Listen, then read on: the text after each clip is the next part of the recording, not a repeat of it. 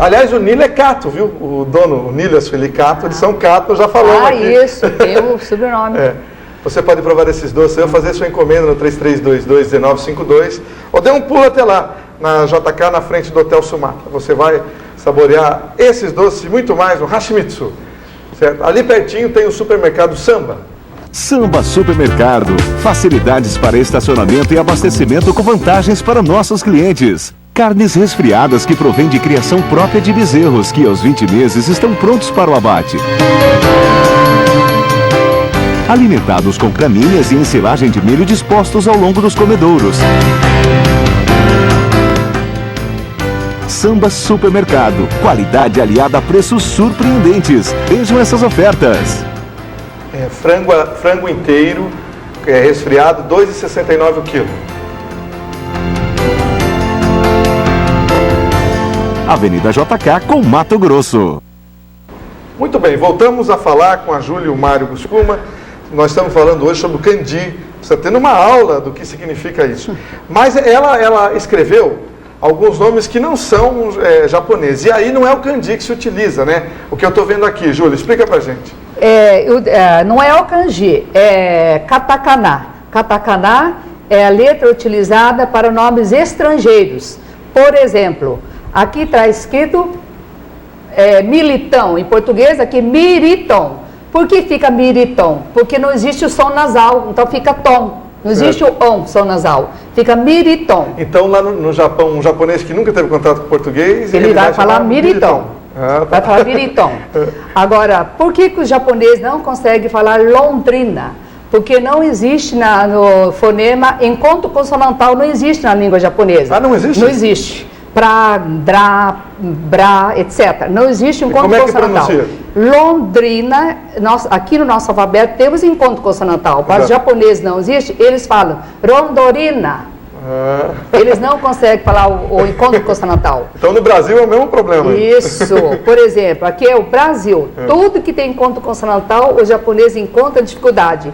Os japoneses vão falar Buradiro. Buradiro? Isso, Buradiro. Agora o Paraná... E brasileiro, então? Buradireiro. Buradireiro. Buradireiro. Eles não conseguem pronunciar. Porque o fonema que existe na língua portuguesa não existe na japonesa. E vice-versa. Nós temos essa dificuldade. Mas e o Paraná? Consegue pronunciar? Paraná sim, porque tem o Paraná, é perfeito. Paraná. Agora, Brasil é Buradiro, Rondorina e Miriton. E ali são 3 símbolos, escreve o... Paraná, isso. Interessante, hein? Paraná. Não é brincadeira. Agora, com relação, podem ter vários descendentes ou de japoneses nos vendo aqui, que não tem nem ideia do que significa o sobrenome, porque às vezes também o vô, o bisavô não disseram como escreve em japonês, né? Explica pra gente. Tem que saber como escrevia lá no Japão, né? Para ter... Sim. Aliás, os sobrenomes japoneses surgiram quando, Júlia? O sobrenome japonês surgiu a obrigatoriedade do registro do nome aconteceu há 137 anos. Apenas 137 anos? Apenas 137 anos. Até então, era apelido que as pessoas tinham. Perto da montanha, perto do rio, etc. Então, o sobrenome japonês é muito interessante porque eles falam da origem, falam muito do relevo, falam muito dos elementos da natureza. Certo. Por exemplo, falam do campo, do bosque, da montanha, da árvore, das flores, muito da natureza. E você tem um livro aí que tem todos esses sobrenomes, né? Todos? Não sei se estão todos exatamente. Não, né? Esse não é são nomes. Nomes? Sobrenome, dicionário de sobrenome não tem, mas eu tenho de nomes. Então, por exemplo, posso... Pode mostrar. Ele vai dar, por exemplo, fechar ali. Esse aqui é o dicionário de nomes. Certo. Né? Muita gente tem o nome em japonês, não é sobrenome. Por exemplo, aqui está escrito Takashi. Então eu tenho 1, 2, 3, 4, 5, 6, 7 maneiras de escrever o Takashi. 7 formas. Cada uma tem um significado? Isso, cada uma tem um significado. Por exemplo, pega um aí e dá um exemplo para nós. O primeiro Takashi significa obediência. Obediência. Certo. Depois, outro significa aspiração, ambição, e assim por diante. Cada um com E seu quando a significado. pessoa não sabe e quer um canji assim, você falou, então vamos batizar? Isso. Quando alguém chamado Takashi me procura, fala, ó, dona Júlia, eu não sei como que meu avô, o que meu avô escolheu, o que é que escolheu. Então eu apresento o dicionário, onde a pessoa vê o significado, fala, olha, eu gostei desse significado. Então, onde a pessoa escolhe o seu É significado. evidente que vai ter todo mundo para príncipe, guerreiro. Isso. Mas pelo significado e pela beleza do Pela beleza do da- caractere, Aliás, né? a Júlia tem o Kimi. O que Kimi Isso. significa? Eu tenho, a minha mãe escolheu o meu nome. Deixa eu até mostrar aqui. Isso. Eu vou mostrar para essa câmera que é Isso, mais fácil.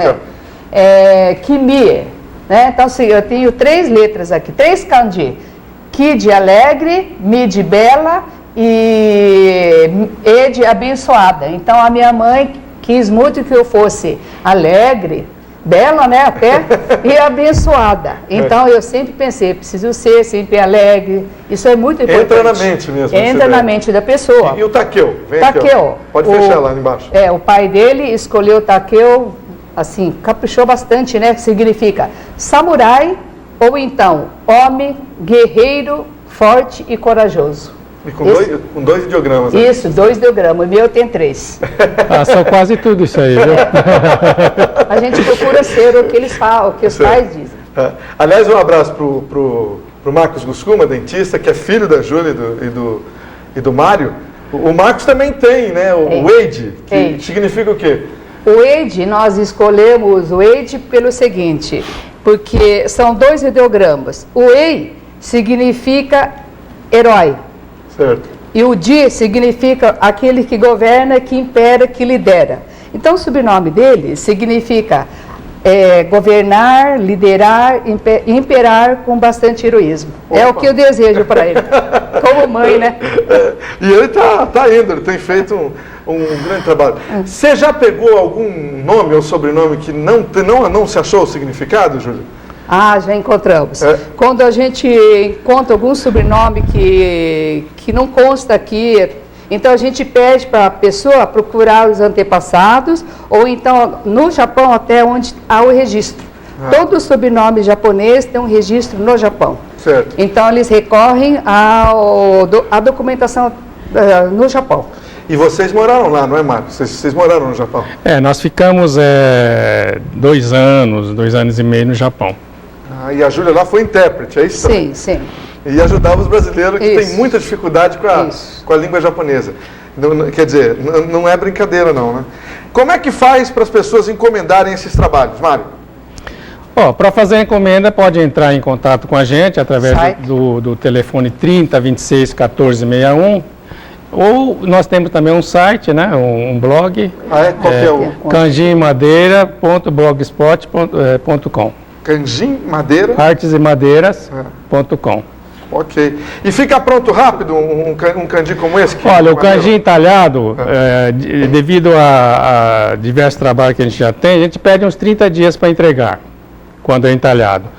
O feito em resina, a gente faz aí com uns 15 dias, a gente entrega.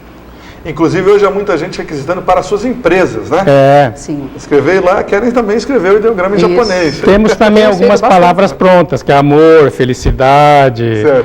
Essas palavras a gente tem quase sempre prontas, né? Quando é o nome ou o sobrenome, então é mais demorado. E, Júlio, se te encomendar uma palavra mais complicada, por exemplo, vamos pegar futebol. Futebol tem no Japão, né? Você consegue? Mas aí o ideograma não é kanji, aí é katakana. Sim, existe? Existe. Eles não falam futebol, eles falam futoboro. Futebol. Futoboro. Ou a palavra saka, né? Ou então saka. Que é o futebol em japonês. Saka. E agora, para traduzir do inglês para o japonês é mais complicado, o kanji. Aí é complicado. Acho que é a mesma coisa. É que eu não conheço, não entendo bem o inglês. Que nós não sabemos o inglês, mas assim, que para quem sabe português e japonês, né? O nosso trabalho.